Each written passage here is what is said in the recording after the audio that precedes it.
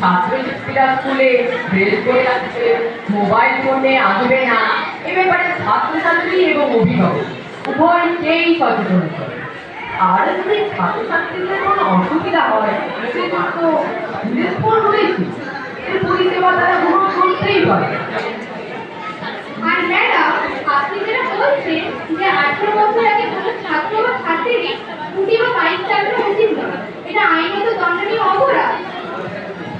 সকাল থেকে ঘুমোতে যাওয়া পর্যন্ত কতটা সময় আমরা এই ফোনের উপর ব্যয় করি তার কোনো হিসাবই আমরা রাখি। আর এর সাথে আমাদের বড়দেরও একটু সচেতন হওয়া দরকার। আমরা যদি বড়রা বেশি মোবাইল ফোন ব্যবহার করি তাহলে ছোটরা আমাদের কাছে তা শিখবে। তাই আমাদের উচিত মোবাইলের উপর সময় নষ্ট না করা। তাড়াতাড়ি ক্লাসের সময় হয়ে যাচ্ছে। ডাক্তারি পড়া কেমন চলছে? হ্যাঁ ম্যাম, ভালোই চলছে। থাক থাক, ডাক্তার ম্যাডামের নাম বলতে হবে না। আমি এখানে আসছিলাম সুলেখাকে নিয়ে, কারণ ওর বাবা ওর এই অল্প বয়সে জোর করে বিয়ে দিয়ে দিচ্ছে। তা সুলেখা, তুমি এই বিয়েতে রাজি আছো তো? তোমার বাবা কি তোমার বিয়ে দিয়ে দিচ্ছে? না ম্যাম, আমার ইচ্ছে সুপ্রিয়াদির মতোই পড়াশোনা করা, নিজের পায়ে দাঁড়ানো। কিন্তু কিন্তু কি বলো? কিন্তু আমার মা নেই তো, আর বাবা কাজে করে, আর বাবারও বয়স হয়েছে, তাই বাবা চাইছে না আমায় পড়াশোনা করাতে। তাই ঠিক আছে, এই ব্যাপারটা আমি এই যে এবং অন্যান্য শিক্ষককে জানাবো। ঠিক আছে ম্যাম, আমরা তাহলে আসছি। হ্যাঁ সেটাই যেটা করছি। কি যে বলেন স্যার? না মানে আমি শুনলাম মেয়ে ঢুকে লক্ষ্মী, মেয়ে সরস্বতী, তা আপনার ভাগ্যবতা, এবং শুনলাম শ্বশুর বাড়ির লোকও মোবাইল পায়, তাহলে দেখতে অনেক কিছু। স্যার আসলে সেরকম কিছুই নয়। বিবাহ হলো একটি সামাজিক বন্ধন। একটি মেয়ে তার নিজের পরিবেশ ছেড়ে অন্য একটি পরিবেশে নিয়ে নেবে এবং আমার পরিবারও সমৃদ্ধ করবে। এই জন্য আমি তার কাছে অনেক আনতে ঋণী এবং আমি চাই আমার গৃহবধূকে সম্মানের সাথে আমার বিয়ে প্রবেশ করাতে, কোনো রকম পণ দিয়ে বা নিয়ে নয়। হ্যাঁ হ্যাঁ, ঠিক ঠিক, আমরা কেউ পণ দেবও না আর নিবও না, এটাই আমাদের দৃঢ় অঙ্গীকার হওয়া উচিত।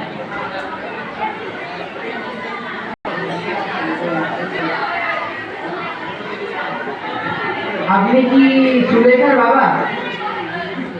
হ্যাঁ স্যার। শুনলাম যে আপনি নাকি আপনার মেয়ের জোর করে বিয়ে দিয়ে দিচ্ছেন। হ্যাঁ স্যার। কিন্তু কেন?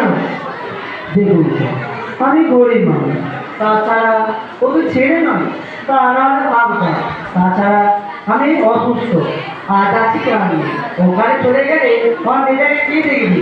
তাছাড়া আমি তো জানি যে ওর মা নেই, তাই আমি ওকে ওদের হাতে সব সম্মান তুলে দিতে চাই। আপনার কথাটা আমি বুঝতে পারি, কিন্তু ছেলে এবং মেয়ে এরা তো আলাদা নয়। তাছাড়া 18 বছরের আগে বিয়ে দেওয়া তো দণ্ডনীয় অপরাধ। তাছাড়া সুলেখা পড়াশুনো এত ভালো, তাহলে আপনি ওর প্রতি এমন ভুল সিদ্ধান্ত নিচ্ছেন কেন? ও বড় হোক, আমরা ভালো ছেলে দেখে ওর ধুমধাম করে বিয়ে দেবো। তাও আপনি সুপ্রিয়ার প্রতি এমন ভুল সিদ্ধান্ত নেবেন না। পরের দিন থেকে সুলেখাকে স্কুলে পাঠাবেন। ঠিক আছে স্যার, আচ্ছা স্যার, আসুন স্যার। ইন্দ্রজিতের বাড়ির পাশ দিয়েই যাচ্ছি, একবার তাহলে ওর সাথে দেখা করে নিলে ভালো হতো না? যাই যাই, একবার ওর সাথে দেখাটাই করেছি। ইন্দ্র, ও ইন্দ্র! কেন যে এলো কে জানি, না এলে তো পারছি। বলি রে ইন্দ্র? না না, বলছিলাম কিছুদিন আগে তোর বলছি তোর কথাই বলছি। আচ্ছা, এতদিন তো হয়ে গেল, তুই কি সেই আগের মতোই কিপ্টে আছিস না একটু অন্তত পাল্টেছিস? কি যে বলিস, লোকে আমার কিনতে বলে ঠিকই, কিন্তু আমার মন যে বড়ই উদার। আস্তে আস্তে। আচ্ছা, আমি তো তোর ছোটবেলার বন্ধু, এতদিন পরে আমি তোর বাড়ি গেলাম, তুই কি আমাকে কিছু খাওয়াবি না? কি খাবি বল? মোগলাই, চাউমিন, লুচি, পরোটা, কি খাবি? পরোটা খাবো, পরোটা। তা কি পরোটা? এমনি পরোটা নাকি আলুর পরোটা? না না, এমনি পরোটা নয়, আলুর পরোটা খাবো। কিসে ভাজা? ঘিয়ে না এমনি তেলে ভাজা? সুন্দর করে ঘিয়ে ভাজা আলুর পরোটা। তা কি ঘি? এমনি ঘি নাকি ডালডা? ঘি ঘি, এমনি ঘি দিয়ে বানিয়ে দেয়। কেমন পরোটা সেটা তো বল। গোল নাকি চৌকো পরোটা? এ ভাই, গোল চৌকো কিছুই নয়, যেমনটা আমাদের সকলের বাড়িতে হয়, ঠিক পরোটা। তা এটা তো বল, কাঁচের প্লেটে দেবো না এমনি প্লেটে? সেটা তোর ব্যাপার, কিন্তু আমি তোর বন্ধু হই, তুই কি আমাকে কাঁচের প্লেটে খাওয়াবি না? তা সঙ্গে একটু সবজি তরকারি যেমন কি? হ্যাঁ, তোকে আর পরোটা খাওয়াতে হবে না, তুই এক কাজ কর, আমার জন্য এক কাপ চা বানিয়ে নিয়ে যা। চা খাবি? তা তো আগে বলতে পারছি। তা কি চা খাবি বল? দার্জিলিং না অসম চা? না না, অসম চা নয়, দার্জিলিং চা খাবো। তা দুধ চা নাকি লিকার চা? ওরা করে দুধ চা বানিয়ে নেয়। তা এটা তো বল, কি দুধ? প্যাকেট দুধ না গরুর দুধ? আরে ভাই, আমি কি তোর পোস্ত যে তুই আমাকে আমুল হরলিক্স খাওয়াবি? গরু দুধই বানিয়ে নেয় যা। তা এটা তো বল, দেশি গরু না বিদেশি গরু? আরে ভাই, বিদেশি গরুর দুধ যে এখন মধ্যে আমদানি করবি, যেটা তোর বাড়িতে আছে দেশি গরুর দুধ দিয়ে বানা। আচ্ছা আচ্ছা, এটা তো বল, চিনি দেবো না চিনি বিহীন? আচ্ছা, আমার তো সুগার নেই, তাই তুই চিনি দিয়ে বানা। ক চামচ চিনি দেবো? 1 2 ক চামচ? ভাই তুই বদলে করিস কেন? তুই 3 চামচ চিনি দিয়ে বানা। আর সঙ্গে বিস্কুট দেবো নাকি? তার আমি রেগে যাচ্ছি কিন্তু, যেটা তোর ইচ্ছা হয় সেটা তুই নিয়ে যা। কি বিস্কুট দেবো? ব্রিটানিয়া না লেরো? লেরো বিস্কুট, লেরো। মানুষে খাওয়া না নাকি কুকুরে খাওয়া? তোকে আর চাও খাওয়াতে হবে না, তুই এক কাজ কর, আমার জন্য জল নিয়ে আয়, জল। জল খাবি? তা তো আগে বলতে পারি। কি জল খাবি বল? কিসে জল খাবি বল? গ্লাসে না ঘটিতে? গ্লাসে জল নিয়ে আয়, গ্লাসে। আমি কিন্তু রেগে যাচ্ছি এবার। তা এটা তো বল, কাঁচের গ্লাসে নাকি এমনি? কাচের গ্লাসে, কাচের গ্লাসে। কি জল, ঠান্ডা নাকি গরম? বাইরে রোদুনটা তুই দেখেছিস? এত গরমে তোর বাড়ি এসে আমি গরম করে দেবো? ফ্রিজে ঠান্ডা লাগে না। আচ্ছা আচ্ছা আচ্ছা, এটা তো বল, জেনারেল নাকি মিনারেল ওয়াটার? মিনারেল ওয়াটার তুই বলে তোর চোখে দেখেছিস? মিনারেল ওয়াটার নয়, জেনারেল ওয়াটার নিয়ে আয়, যা। আচ্ছা আচ্ছা, এটা তো বল, কুয়োর জল নাকি টিউবওয়েলের জল? আহ!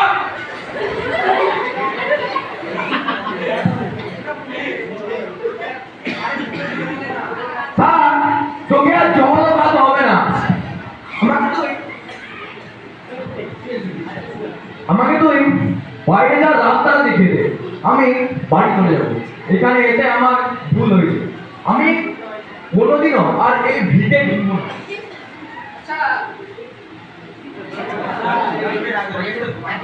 আচ্ছা, এটা তো বল, সামনের দরজা না কি পিছনের দরজা? থাক, থাক, থাক। আমি তোর ভিটে তোর মুখ বল দেখতে চাই না। এখানে এসে আমার ভুল হয়েছে।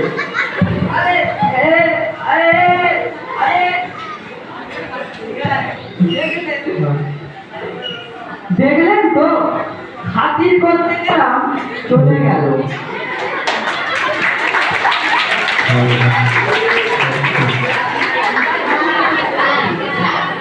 দূর ছাই, আর ভালো লাগে না। আমারও তো ইচ্ছে ছিল সুটকেসের মতো পড়াশোনা করে বড় হতে, বন্ধুদের সঙ্গে মজা করতে, সব শেষ হয়ে গেল। জানি না বাকি জীবনটায় কি আছে। কি রে সুলেখা, কেমন আছিস? অনেকদিন পর গ্রামে এলাম।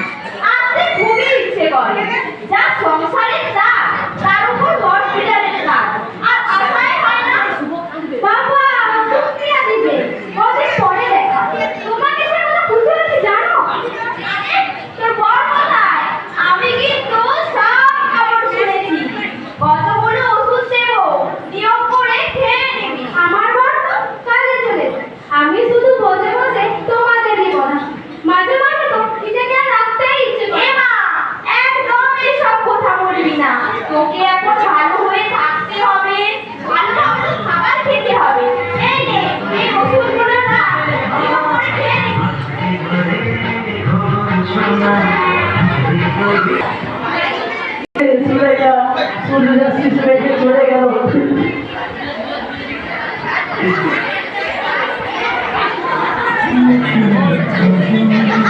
এই সভায় একত্রিত হয়েছি।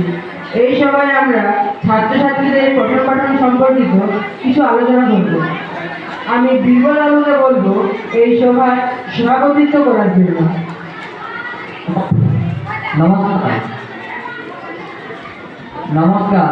আমাদের বিদ্যালয়ের প্রধান শিক্ষক সহ সকল শিক্ষকগণ এবং অভিভাবকদের যথাযথ স্থানে সম্মান জানিয়ে আমাদের বিদ্যালয়ের প্রাক্তন ছাত্রী সুপ্রিয়া সামন্ত তাকে কিছু বলার জন্য আমরা অনুরোধ করছি।